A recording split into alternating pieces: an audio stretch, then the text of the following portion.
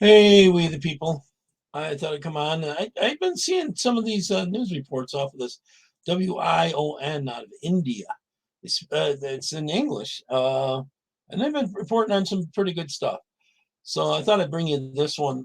This is about productive robots and reproductive robots, and they're making very human-like people. They're paying people money to take their image and make the faces, and they're using gene therapy to make these reproductive therapies. So these robots are actually genetic, uh, and they can reproduce themselves, and they're making artificial life basically, that are reproductive and stuff like that. That's part of the reason they're probably using us humans to work on these vaccines so that they can replace the actual immune system in these robots, I bet you, in the future. Bill Gates is behind this, Fauci somewhat, but Bill Gates a lot. Uh, then I'm going to do the second report, which has in it Bill Gates and Microsoft and sexual harassment and his affairs and stuff in there is in that, along with several other things that are very important to us, we the people. This newscast is very good. It's WION if you want to look for it. And it's on the web, on Facebook is where I find it. So here we go. Now, this afternoon, as we sat down to prepare our story list for the show, two unusual headlines caught our attention, two very interesting yet frightening stories. The first one was about self-replicating robots. Robots that can reproduce, create copies of themselves, make babies like humans do, robots. The second story was about a tech firm which is offering money to people to have their faces imprinted on robots to create what they call robots with human faces. Now, I don't want to jump to conclusions or question the intention of the scientists involved, but it's hard to not ask this question. Have these people never read science fiction?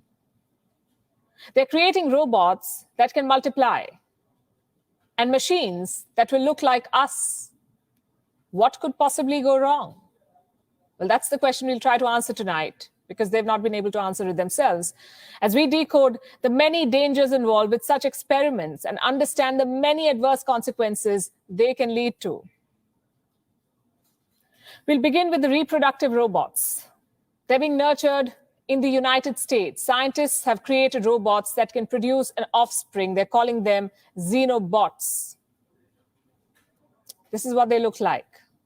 These tiny organisms that you see, these spherical clumps, they're Xenobots. And they're not made of metal or plastic.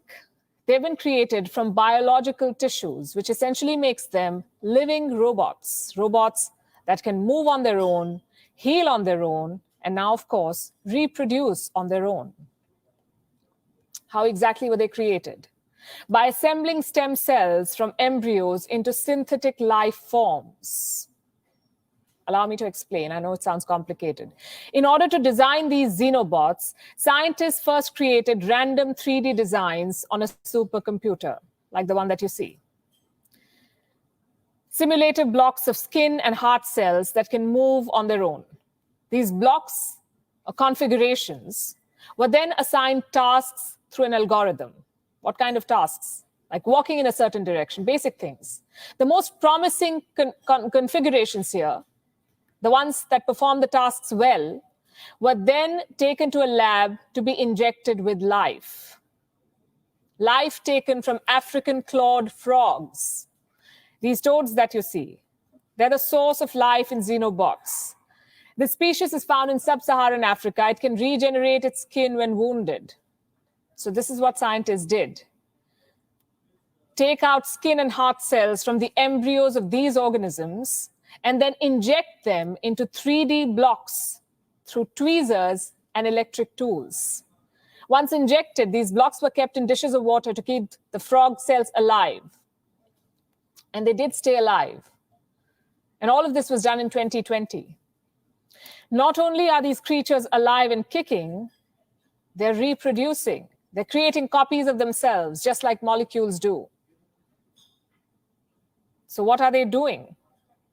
First, they release loose cells, then they smush them into clusters, swash them with water, and if the cluster is large enough, within a few days, it takes a new life. It evolves into a child Xenobot. Does sound like a fun experiment, but the question is, what's the point of it? What are these Xenobots for? What are they going to do? Here's a human question for these living robots. What is their purpose? The scientists are yet to decide.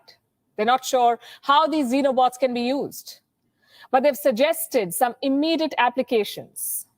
Here's what they can do: collect microplastics from waterways, or wipe away cancerous cells inside the human body.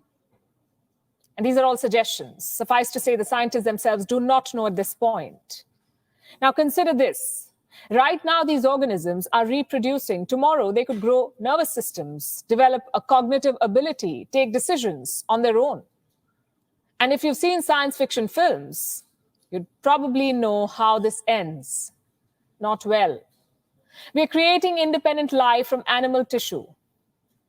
Microscopic robots that can reproduce. Forget about them going rogue or evolving into something dangerous. Just imagine what happens if they end up in the wrong hands. And I'll tell you why I'm asking this question. Because this experiment, the one that I just told you about, was partially funded by the Defense Advanced Research Project Agency. It's a federal American agency that oversees technological innovation for military use. Need I explain further? The involvement of the military in such a scientific project does not inspire trust. Neither does imprinting human faces on robots. Not a good idea. And that's another thing we want to discuss. A tech firm is gearing up to launch a new line of human-looking robots. Robots with a quote-unquote friendly face. The name of the tech firm is PromoBot, and no, it doesn't plan to generate these friendly faces through computers. They're looking for actual humans to lend their facial features for these machines. What do you get in return? 200,000 US dollars. That's the amount of money they're offering, the company is offering. It says it is open for applications from all races and genders. But the applicant must be above 25 years of age. What will happen once your application is selected, if it is selected? Well, you'll be made to sign a contract that will allow your appearance to be used for a robot for an unlimited period of time. This will include your voice too. The applicants will be made to record 100 hours of speech material to make a robot not just look like you, but also sound like you. Now, first of all of this is creepy. Letting a robot use your face and voice forever. It's almost like giving away your identity to a machine, letting a company do whatever they want to do with your face and voice. Plus, it's dangerous. You may get paid, and paid well, in return for selling your face. But think about the potential risks involved. If you know about deep fakes, you already know what this could involve, what could be done with your face. Fabricate videos of you. Use your face to commit a crime. Use your voice to intimidate someone. I'm not saying this company is going to do it, but think of the possibilities. The fact that a robot will have your face increases the risk of all such crimes. So let me say this: making robots look like humans, enabling them to reproduce, may have some profound outcomes for science. It could even benefit mankind. But there's a bigger chance of it spelling doom. If the last 2 years have taught us something, it is this: science is not always revolutionary. It can also be devastating. If one virus can threaten human existence, reproductive robots in the hands of militaries can do much worse. WION is now available in your country. Download the app now and get all the news on the move. Good evening and welcome to Gravitas. I'm Palki Sharma Upadhyay. Let's get started.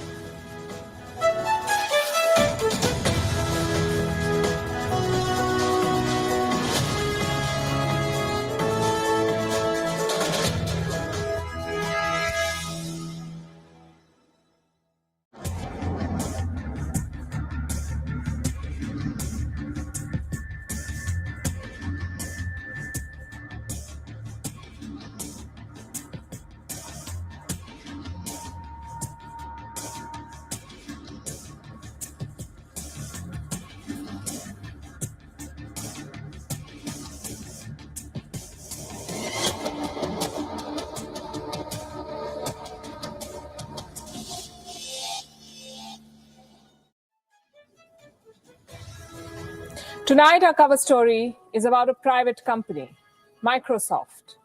It has made corporate history, not for growth data or a new acquisition or some fancy valuation figure or any of the corporate benchmarks that companies vie for. Microsoft has made history because almost 80% of its shareholders voted against the management. 80%. What for? Women's safety, safety at the workplace, safety from predatory colleagues and bosses. These shareholders say that brushing sexual harassment cases under the carpet is not okay. Bill Gates, the founder of Microsoft, was probed in a Me Too scandal. What did the probe find? What did other sexual assault investigations in Microsoft find? Why should they not be made public? This is a rare and applaud-worthy case of corporate activism. It sets a precedent for others, both companies and countries. And that's another story we're focusing on, that we have been reporting on. China going to great lengths to cover up the sexual assault allegations of tennis star Peng Shuai. China has failed, its propaganda has fallen flat. The Women's Tennis Association has cancelled all tennis tournaments in China. We'll bring you a special report also on the show tonight. 2 Omicron cases found in India. As the new variant spreads, scientists try to establish if it's more dangerous or just spreads faster. Last Christmas, when London was under a strict lockdown, was Prime Minister Boris Johnson throwing boozy parties at 10 Downing Street? He hasn't denied the charge. Is Russia going to war with Ukraine? Does Joe Biden have a real strategy to deal with Vladimir Putin? Over 200,000 soldiers are on either side of the border waiting for orders. And this is an incredible story. A woman says she should never have been born. She sues her mother's doctor for allowing her birth and wins millions. We'll tell you more. We begin as always with Gravitas Global Headlines. The WHO has said more than 80% of the people in Africa are yet to receive their first COVID-19 vaccination doses. More than 80% of the population has not received even a single dose. Amid global fears over the new Omicron strain detected in South Africa. EU Health Agency warns that the Omicron variant of COVID-19 could cause more than half of all COVID infections in Europe in the coming months. A UN committee has deferred the decision on allowing the Taliban and the Myanmar junta entry into the United Nations, putting on hold their bid to get international recognition. China's foreign ministry summoned Japan's ambassador in Beijing for an emergency meeting after former Japanese Prime Minister Shinzo Abe said neither his country nor the United States could stand by if China attacked Taiwan. A senior U.S. State Department official says Washington would very soon announce new sanctions against Belarus over the migrant crisis on EU's border. Clashes have erupted along the Afghanistan-Iran border. The Taliban forces and Iranian soldiers reportedly opened fire at each other. Sources say there were casualties on both sides. The skirmish was later described as quote-unquote a misunderstanding.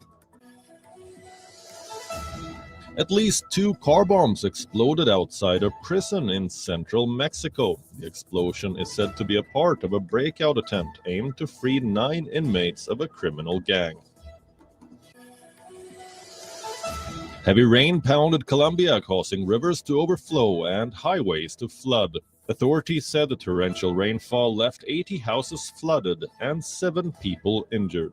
No fatalities have been reported.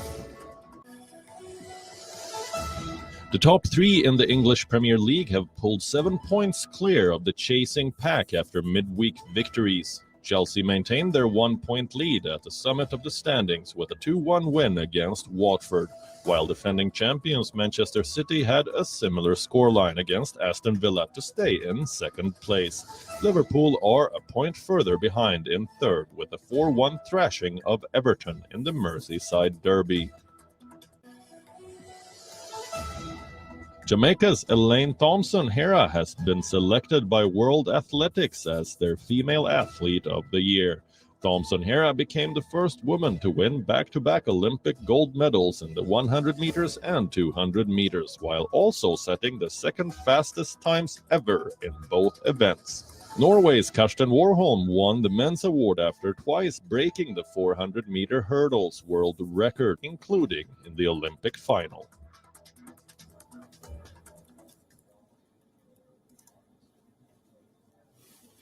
Our lead story tonight is not about politics, neither about policies nor the pandemic. Our lead story tonight is about people, about you and me, about creating a safe workplace for us. Did you know that we spend 90,000 hours at work in our entire lifetime? 90,000 hours. That's a lot of time. And feeling safe at work during this time is our right. But very often, there are colleagues and bosses who think they can violate a woman's right, violate her space, and get away with it. Well, not anymore. On Gravitas tonight, we will show you how our world today is unafraid to call out powerhouses. How our world today is finally putting hashtag people over profit. We begin with Microsoft. The company's shareholders have set a precedent. They have forced the management to do more in sexual harassment cases. The shareholders have also sent a message to the rest of the corporate world that no matter who you are, no matter which cabin you sit in, women's safety is non-negotiable. Meet Bill Gates. You all know him. Bill Gates is the co-founder of Microsoft. His personal life is more colorful than Microsoft's logo. The Gateses recently got a divorce. Months before that, Bill Gates was in news for his questionable conduct at work. This man was allegedly making advances on colleagues, pursuing women at work, sending flirtatious mails, even asking colleagues out for dinner. Bill Gates reportedly told a female worker, "If this makes you uncomfortable, pretend it never happened." He was supposedly referring to dinner. Gates even had a sexual relationship with an employee. This was in the year 2000. Was the relationship consensual? We don't know. Gates's private office spokesperson has called it an affair that ended amicably. In 2020, a lot of Microsoft employees, both current and former, opened up to the press. They began speaking about Gates's quote-unquote predatory behavior at work. So what did Microsoft do? What most companies do. When informed about sexual harassment, they order a probe, an investigation. It sounds serious, pretty fancy, but it's riddled with loopholes and comes with enough room for biases. Soon Bill Gates stepped down from Microsoft's board to show the world that he was allowing a fair probe, that investigation is now complete. But we don't know what came out of it. What did the probe find? Was Bill Gates found guilty of harassment or assault? Microsoft simply won't tell. The report has been brushed under the carpet. And this was not the first time that Microsoft was protecting predatory bosses or shielding so-called valuable employees. During the Me Too movement, some employees had flagged sexual harassment at work. Even then, Microsoft conducted an investigation, the findings of which were never made public. So the company shareholders decided enough is enough. There was an annual shareholders meeting on the 1st of December, and shareholders decided to step in and force the management to act. They approved a proposal asking the company to reveal more about what the probe on Bill Gates found, what investigations on other employees found, how Microsoft handled the sexual harassment cases. The shareholders want all of this detailed in a report. The management is obviously not happy because this is a direct hit on the company's reputation, its credibility. Before the meeting, Microsoft had asked the shareholders to vote against the proposal. Instead, nearly 80% of the shareholders decided to vote against the management, nearly 80%. This is being called a rebellion, a rare rebellion within Microsoft. A fallout like this has not been seen in 21 years. And what's even more important is that this discord does not involve money or power or expansion or strategy or any of those decisions. This is about women's safety. I could call this a landmark protest, except that it would be underselling it. Do you understand the significance of this rebellion? By taking a stand on women's safety, Microsoft shareholders have sent waves across the corporate world. The message is quite simple. Women's safety is non-negotiable. It does not matter if you're Microsoft, if you're worth $450 billion, if you've shown years of steady growth, if your profits have been unaffected by the pandemic, if your stocks have fared well, none of this matters. If you as a company see nothing wrong in protecting predatory bosses. Investors today worry more about the environment at your workplace than your books. I will give you another example. Tesla. It's one of the world's most valuable companies. Tesla is worth $1 trillion. The shareholders should ideally be very happy, except they're not. Tesla, too, recently held its annual shareholders' meeting. There, a shareholder resolution asked Tesla to reveal details of its handling of harassment complaints. 46% of shareholders in Tesla voted for this resolution. Last year, only 27% did. Do you see the difference? Our world is changing. More people are unafraid to speak up today than they were the last year, or the year before, or during the Me Too movement. Today, the world is ready to punish men in power who think they can get away with harassment. Today, shareholders are not shy of rocking the boat of a powerful company, of taking a stand against powerful men who they think that they can get away with lewd comments, sending winks on text messages, forcing themselves on colleagues. Well, not anymore. The days of hiding behind power are over. The days of hiding behind glass cabins are over. And it's not just executives who protect predators. Governments do it too.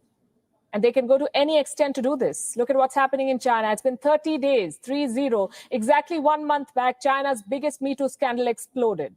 China's tennis superstar Peng Shuai exposed this man, Zhang Gaoli, the former vice premier of China. Peng Shuai said that Zhang Gaoli had sexually abused her. For 30 days now, the Communist Party of China has been trying to bury this story, to protect this man, and to punish Peng Shuai. She has not spoken about the allegations again. She has not posted on social media again. She disappeared from the public eye and is being held hostage by the Chinese state. At least that's how the Women's Tennis Association sees it. The WTA is rallying behind Peng Shuai, and now it has decided to punish China. The WTA has cancelled tennis in China. This is very important. No tennis tournaments, no high-profile matches. Women's tennis has effectively banned China as the host. I have the statement from Steve Simon, the chairman and CEO of Women's Tennis Association.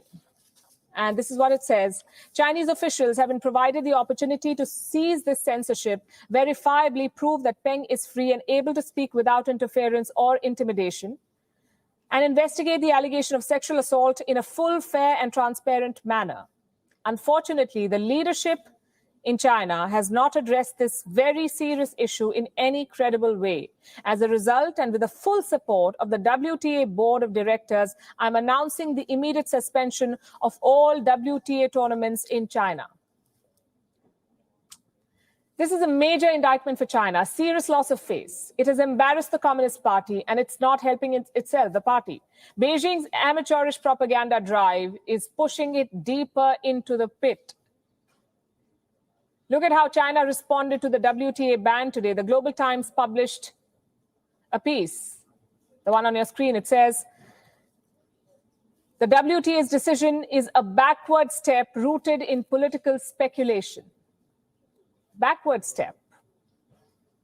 Typical Global Times. Discredit the other side instead of addressing the issue. Only this time, they were not very confident about the power of their propaganda tools. The Global Times did not post this editorial on its website. It did not show it on their Weibo page or WeChat accounts. Basically, this piece, this rebuttal, was missing from the Chinese internet. The only place where this editorial exists is Twitter. If the Global Times is convinced that the WTA is wrong, why is it hiding its criticism from mainland China? Why not tell the people of China about it, about the backward steps of the Women's Tennis Association? Well, they won't, and I'll tell you why. Beijing wants to erase this story from China. They're rattled by this ban. The Chinese Foreign Ministry was asked about the WTA statement. The spokesperson barely gave a response. Listen to this. We have already answered your question. And I'm willing to reiterate again that China has always firmly opposed the politicization of sports. What happened here? The wolf warriors are mumbling non-answers in China. China has lost the narrative war. Their propaganda campaign has failed. First, they tried to hide the assault. They couldn't. Peng Shuai's Weibo post breached the Great Firewall of China. Then Beijing planted this dubious letter in Peng's name. It said everything is fine and the allegations of sexual assault are not true. Nobody was convinced. Then came some videos, the so-called proof of life. These, Peng Shuai out and about in Beijing, going to a restaurant with friends and attending a tennis event. The International Olympic Committee participated in this charade. They said that they had a video call with Peng Shuai. The IOC, remember, is preparing to hold the Winter Olympics in Beijing in 3 months from now, and they're now doubling up as China's propaganda machine. They claim to have spoken to Peng Shuai again this week. Let me read out the statement of the International Olympic Committee. This is what they say. We share the same concern as many other people and organizations about the well-being and safety of Peng Shuai. There are different ways to achieve her well-being and safety. We're using quiet diplomacy, which, given the circumstances and based on the experience of governments and other organizations, is indicated to be the most promising way to proceed effectively in such humanitarian matters. This is what the OIC says. Once again, no mention of the sexual assault, no demands for an investigation into what Peng Shuai has said. The IOC does not even acknowledge the charges against Zhang Gaoli. There's a vague allusion to humanitarian matters in China. Why is the IOC doing this? Because for them, the bottom line is more important. Unlike the WTA, the IOC has chosen profits over principles. It doesn't want scandals like these to hurt the Winter Games in Beijing, an event that is already tainted because of the genocide in Xinjiang. China does not admit it is persecuting Uyghurs. Neither does it acknowledge the allegations about Peng Shuai, and the IOC is happy to play along. Peng Shuai is a 3-time Olympian. Today, she is being held hostage in her own country. And one sports body has shown the rare courage to stand up to China. It is putting millions of dollars in potential earnings on the line. The WTA is standing up for a sports person. The IOC is not. We need more voices like the WTA. More world bodies and countries that show the spine to call out China and boycott the genocide games. And leaders just can't keep talking about making China pay. They need to show tangible action. I say this every day, otherwise the world will keep paying the price for China's mistakes. Like the virus from China, we haven't been able to shake it off. It just refuses to go away. 1 week ago, a new variant rattled the world. 7 days later, Omicron has spread to 30 countries, including India. 2 cases of the Omicron variant have been reported in India. One of them is said to have had no travel history. What does this mean? Is this variant deadlier or just spreads faster? Will Omicron force countries to lock down again? Our next report explores. It was found just a week ago. But Omicron has already reached more than 20 countries. India is the latest country to detect Omicron. The southern state of Karnataka has found 2 cases. Both are men. The 66-year-old patient had traveled to South Africa. The other patient is 46 years old. He is a health worker. None of them are showing any severe symptoms. The United States, too, is reporting its first cases. The California and San Francisco Departments of Public Health and the CDC have confirmed that a recent case of COVID-19 among an individual in California was caused by the Omicron variant. We knew that it was just a matter of time before the first case of Omicron would be detected in the United States. Omicron is now spreading across the globe. Scientists are playing catch-up. They still don't know about the full capabilities of this variant. Many suspect Omicron is more transmissible than Delta. More data is needed to verify this theory. But the initial panic seems to have subsided. There's no evidence to suggest that Omicron is making patients more sick. The WHO says most cases found so far are mild. Europe agrees. All the Omicron patients in the region are either asymptomatic or showing mild symptoms. That's reason to be optimistic, but not to let your guard down. South Africa is still struggling to contain Omicron. The variant is driving up new infections. On Tuesday, South Africa detected 4,300 new cases. These numbers doubled in 24 hours. Some 8,500 new infections were recorded on Wednesday. South African experts believe the virus is now escaping the immunity from previous infections. Previous infection used to protect against Delta, and now with Omicron, it doesn't seem to be the case.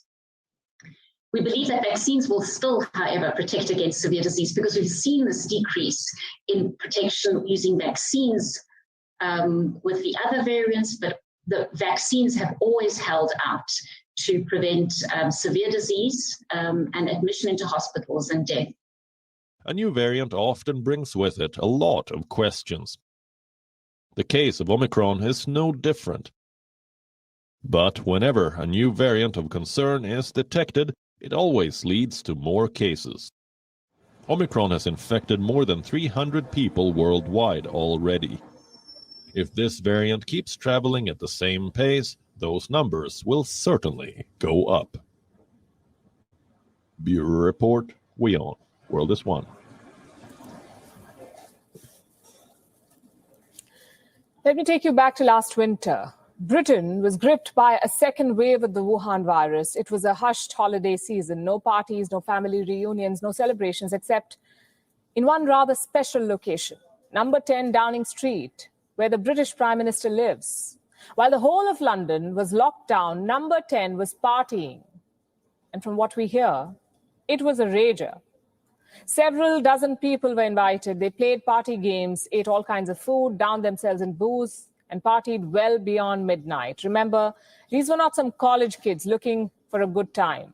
These were public officials, the same people who put the rest of Britain under lockdown while they were partying. Guess rules don't apply to those who make them. And this party was not a one-off. It happened twice. First, on November 27th, and then again on December 18th. And during both the times, Britain was under strict restrictions. In November, both indoor and outdoor meetings were banned, and in December, London was under a Tier 3 lockdown. That's the strictest level of curbs. Now, you know how a party works. If everything goes well, everyone brags about attending it. If things go downhill, everyone looks at the host.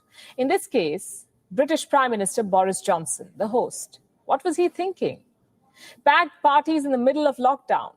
Apparently, the Prime Minister attended the first one in November. He made a speech even.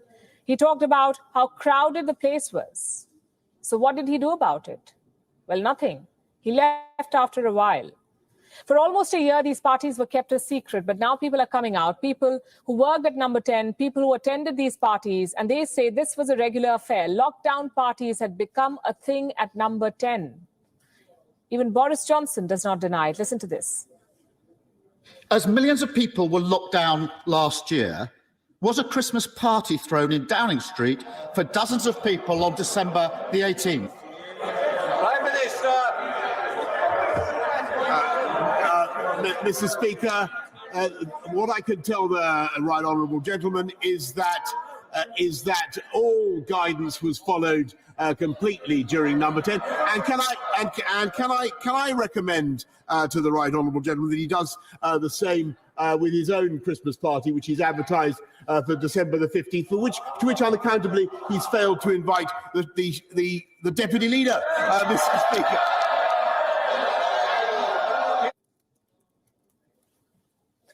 That's classic Boris Johnson. Turn and deflect. He doesn't deny hosting the party, but he says that all guidance was followed.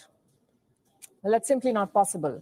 We're talking about December 18th, 2020. London was under a tier 3 lockdown. Let me tell you what that means. No indoor meetings outside your family, no gatherings in outdoor venues like a private garden. And if you're in public, like a beach or a park, only 6 people can meet up. So how does the number 10 party follow this guideline? It wasn't a beach, it wasn't just family, and it definitely was more than 6 people. If Boris Johnson cannot stop a party at his own house, how can he ask Britons to mask up or not visit family? What moral authority does he have? I'll take you back to November 24th, 2020. Boris Johnson was laying out his plans for Christmas. Just listen to the Prime Minister's advice. The virus has not gone away, and families will need to make a personal judgment about the risk of forming a bubble with or visiting elderly relatives and the vulnerable. 'Tis the season to be jolly, but 'tis also the season to be jolly careful. 'Tis the season to be jolly careful. That was Boris Johnson's message. 2 days after he gave the speech, he attended the first party at number 10. Just 2 days. Tackling this pandemic is all about getting the messaging right, and Boris Johnson has consistently got it wrong. He compared the Wuhan virus to the flu. He talked about letting the virus spread for herd immunity. So these parties should not surprise anyone. The question is, what is Boris Johnson's punishment? Lockdown violators are always fined, whether in India or Britain or the US. So will Boris Johnson be penalized, or does he get a prime ministerial pass? Well, there is certainly precedent for pulling up world leaders like Erna Solberg. In April 2021, she was serving as Norway's prime minister. For her 60th birthday, she organized a family party. 13 people were invited, but the government's rules only permitted 10. So the police asked the prime minister to pay a fine of $2,300. She apologized, she paid the fine, and she moved on. Legal experts in Britain want similar treatment for Boris Johnson. They say that he should pay £10,000 in fine. But you see, this is not about fines. This is about accountability. This is about accepting your mistake and apologizing to your country. That's more damaging in politics. Because if you let politicians get away with fines, they'll open a new bank account just for that. Elsewhere in Europe, the murmurs of war have returned. And this time things are serious. 90,000 Russian troops are camping near Ukraine. They could invade any moment. And miles away in Stockholm, the diplomats are talking a last-ditch effort to stop the war. In the past, this has always worked. Russia sends troops, the West threatens sanctions. There's a lot of saber-rattling, but ultimately Russia steps down. This has been the template. So what's different this time? For starters, Vladimir Putin is behaving a lot more strategically this time. There was a similar build-up, remember, in April and March this year. But that was about sending a message. Testing the new US president, that's what Putin was doing. So all the troop movements were done in broad daylight. It was showboating, not strategy. But this time, the deployments are secretive. They're mostly happening at night. What is Ukraine doing in response? Their army is holding a military drill near Crimea. President Volodymyr Zelensky of Ukraine is refusing to back down. On Wednesday, he promised to liberate Crimea from Russian control. For Moscow, that's war. The Kremlin claims that Ukraine has sent 125,000 troops to the border. We cannot verify this claim, but if true, that's more than 200,000 troops on either side of the border, camping and waiting for orders. Clearly, we need diplomacy to pull through. There were some positive signs in Stockholm. US Secretary of State Antony Blinken and Russian Foreign Minister Sergei Lavrov met briefly. In public, both leaders said they had the same message. We don't want conflict, they said. We, as President Putin stated, do not want any conflicts. But if our NATO partners have stated that no one has a right to dictate to a country that would like to join NATO, whether it can do or not, we can say that every country is able to define its own interests to guarantee the security. It takes two to tango. And if our Russian friends are prepared to implement their commitments under Minsk, and our Ukrainian friends are as well. We will fully support that, and that is the best way to avert a renewed crisis in Ukraine. Don't fall for these statements. Russia and America have serious differences. For instance, Vladimir Putin does not want Ukraine to join NATO. And you can understand why. Nobody wants a rival bloc expanding at your doorstep. So what is Putin's plan for Ukraine? Even more problematic. Putin considers Ukraine to be a part of the Russian motherland, the long-lost province, as he sees it. He intends to conquer it. We saw part one of that mission in 2014 with Crimea. This Russian threat has pushed Ukraine closer to NATO. A NATO membership is like an insurance for them. It guarantees US military help if Russia invades. So basically, we have a vicious political cycle. How do you break free from this? With talks. Russia is trying to organize a meeting between President Putin and Joe Biden. Apparently, they're scheduling issues. There are scheduling issues. Their calendars are not matching, they say. Well, you would think that averting war is a pressing issue, not when political egos are involved. The last time Putin and Biden talked, they achieved almost nothing. They met, they clicked some pictures, and they left. There was nothing substantial. But perhaps that's exactly what we want right now, what we need right now, a standstill, if not peace. That's what the Minsk agreement is all about. You just heard Antony Blinken talk about it. The agreement was signed in 2015. It seeks to end the war between Russia-backed separatists and the government in eastern Ukraine. Here's what the agreement calls for: an immediate ceasefire, withdrawal of all heavy weapons, talks on holding local elections, and release of all hostages and illegally detained people. These are the demands. But the Minsk agreement has failed to bring peace, mostly because Russia continues to meddle in eastern Ukraine. It continues to arm and fund the separatists. So the agreement works. You just need all the parties to stick to it. The meeting in Stockholm is a good step in that direction. What happens next depends on the top leadership. Joe Biden cannot keep gambling with Ukraine. He can't keep hoping that Vladimir Putin is bluffing. That's what his former boss did, Barack Obama. And he woke up one day to a Russian invasion in Crimea. Now, our next story is all kinds of weird. It's about a 20-year-old who won a lawsuit in England. She's all set to receive millions of dollars in compensation. Do you know what her complaint was? That she was born. That was her complaint. That she was born. This 20-year-old took her mother's doctor to court, sued him for poor medical advice, and returned with a fortune. What was the doctor's crime? Was the lawsuit justified? Our next report tells you.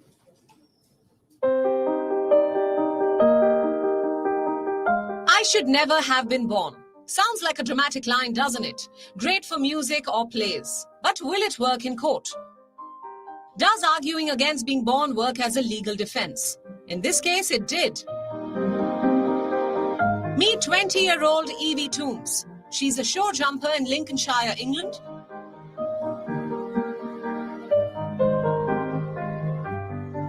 I haven't actually even seen the outside. Evie suffers from a birth defect called spina bifida.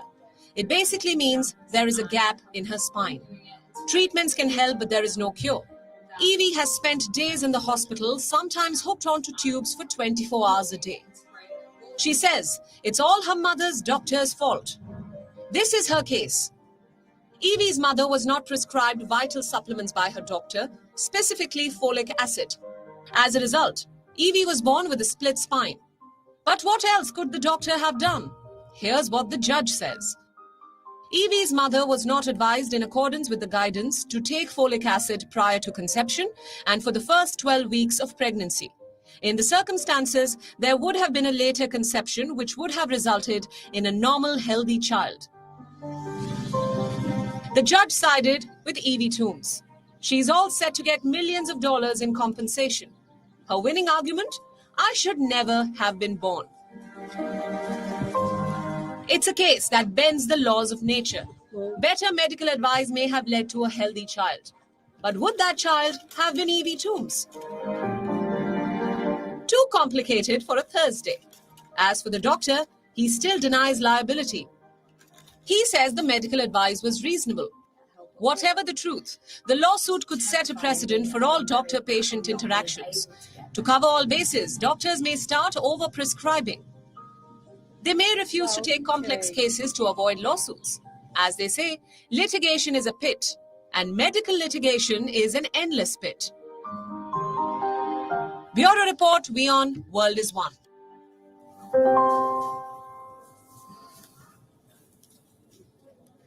Speaking about endless pits, will Pakistan's economy collapse? It's a question we have asked often on the show, and we've told you how Islamabad is dangerously close to a default, and why Pakistanis should blame China for this mess.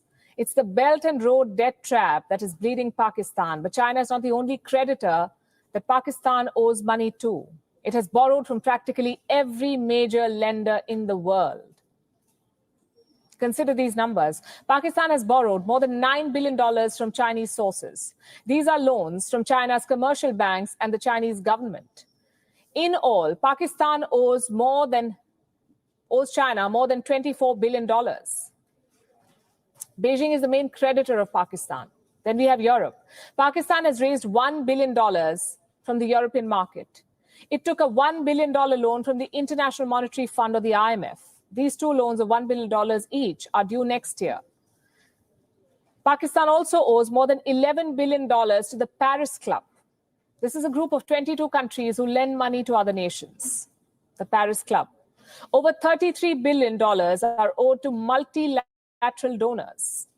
Another $12 billion must be paid in international bonds. Beyond China, Pakistan has taken money from the UAE and Saudi Arabia too, a total of $6 billion from both the countries. So how much does Pakistan owe in all? Pakistan's outstanding debt is well over $200 billion. The Western countries, kingdoms of West Asia, international financial institutions, everyone has given a loan to Pakistan. Why do they do this? Despite its poor economic outlook and clear affiliation to terrorist groups, why are global lenders still keeping Pakistan's economy afloat? The most obvious explanation is influence. Loans help all these creditors build influence in Pakistan, but world leaders have a bigger worry: Pakistan's nuclear arsenal. Allow me to read a tweet from earlier this year. This is what it says. It was from lawmaker Lindsey Graham. And it says, he was talking about the crisis in Afghanistan. Any sustainable solution in Afghanistan, he said, must include Pakistan.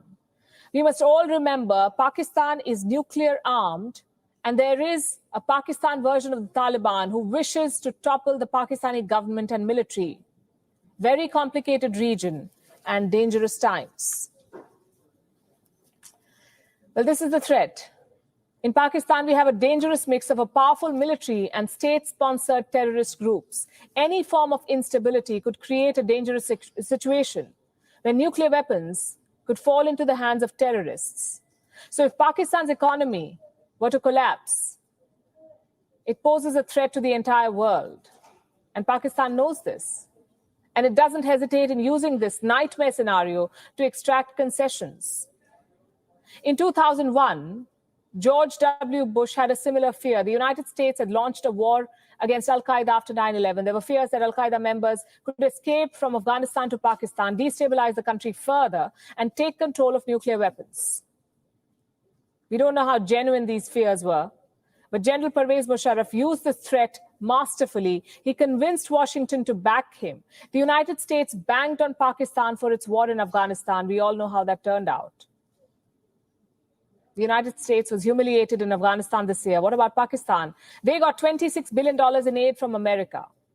But the threat still remains thanks to America's botched up exit. Afghanistan still remains an unstable state, and an out-of-hand Taliban could become more ambitious after this win. Former US National Security Advisor John Bolton issued a warning a few months ago. He said the Taliban could very well attempt to take Pakistan's nuclear weapons. And this nightmare scenario is what keeps the funds flowing into Pakistan. The global community indeed faces difficult choices. It cannot afford an unstable Pakistan, more unstable than it already is.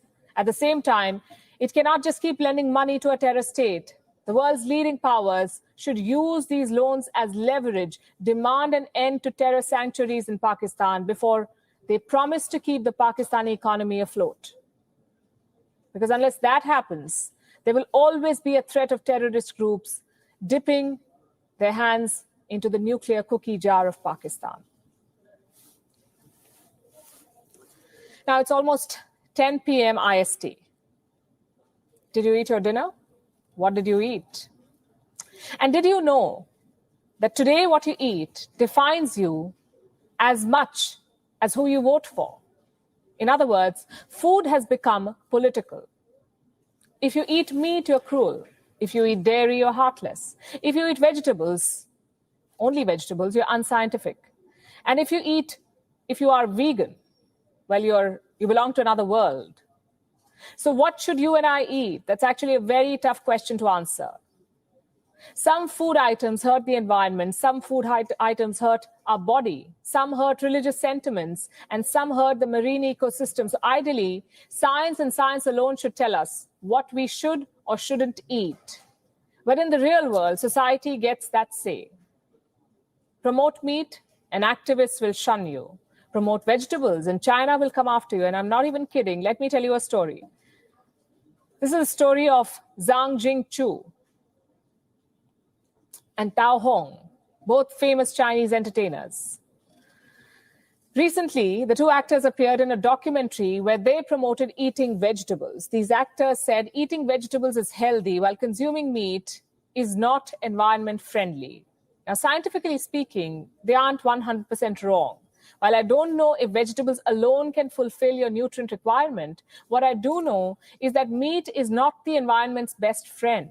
And why just me? Most of us know this by now. Meat is linked to global warming, but a chicken dinner can also be hard to give up for many. Anyhow, let's get back to the story. These Chinese actors tried very hard to sell vegetarianism. First, they cited numbers. They said, and I'm quoting, if you eat that piece of beef, it's like driving a car for 60 kilometers and you can feed 30 vegetarians on the same piece of land while you can only feed one carnivore. Next, they tried to make vegetarianism cool. So they labeled greens as fashionable and meat as barbaric and destructive. Now, in all probability, these actors were paid to feature in the documentary, so they were doing their job and promoting vegetarianism for bread and butter. But little did these actors know that their views will become a hot potato. Netizens in China decided to fry the actors for promoting veggies. They were accused of promoting Western ideas, butchered for selling an unhealthy lifestyle. Chinese state media Global Times had a feast covering this story. It sprinkled some hatred for America and added a generous serving of Chinese nationalism. I'm going to read out some lines for you from this article. Some extreme environmentalists in the West have a problem with people eating meat in China. This is what the Global Times is saying. Even claiming that every time a Chinese person eats a piece of meat, a puff of smoke rises from the Amazon forest. Shen Yi, a deputy director of the Fudan University Cyberspace Research Center, told the Global Times on Wednesday that Stars' calls for a vegetarian lifestyle represent blind worship of Western views and values. There's more, there's dessert. Several science channels also became mired in a controversy after they tried to persuade Chinese people to consume less seafood. Some netizens later found that there are some anti-China forces behind these channels. Later, netizens found former employees of one of their channels, Paperclip, had made anti-China comments on their overseas social media accounts. And one of them now works for the US Army Research Laboratory. Look how quickly that escalated. One moment we're talking about food. We're having a debate, a healthy debate about veggies versus meat. And then suddenly it becomes a China versus US debate. Words like anti-China forces are being dished out. And you're being served gossip on US Army Research Laboratory. Again, how did it all start? With food, something that none of us can do without. You know, earlier our relationship with food was vanilla. We humans were hunter-gatherers. We ate what we found locally. Today, an avocado travels halfway across the world. Octopus from Indonesia feature on menus globally. Dates from West Asia can be found in supermarkets across the world. Countries are fighting over ownership of food items. People are fighting over food choices. How hard is it to just let people be, or in this case, just let people eat? We say chew on it. We'll wrap the show, leaving you as always with Gravitas Images. Thanks for watching.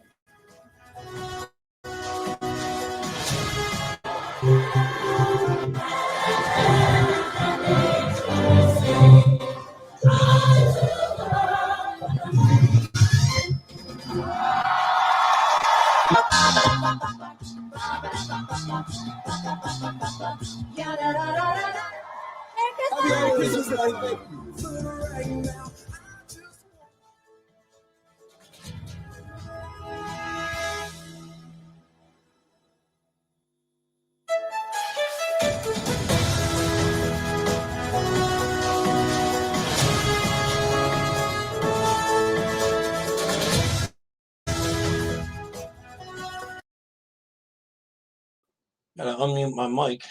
Okay, yeah, that last part about the meat thing. I did notice that people here in America, they're trying to get less meat eating, especially red meat. You know the expression about soy boy and stuff like that. Shit, it looks like I have a comment. Oh, okay. What the hell? I know. I see your comment. Yeah, the soy boy thing. That the red meat is what creates testosterone in men, and it actually harms women not having that by having only soy-based type proteins. So that's a a way of weakening America, and I don't think they want that in China. They know this. So you do need some red meat. So I don't buy into all that crap of all the acres you need for one cow and all that. I think that's bull. And it is bull. So especially in warm climates, you can plant 2 crops on an acreage every season, especially in the hay and stuff like that. Well, we get 2 crops here in New York, so I think you can get 3 or 4 down there.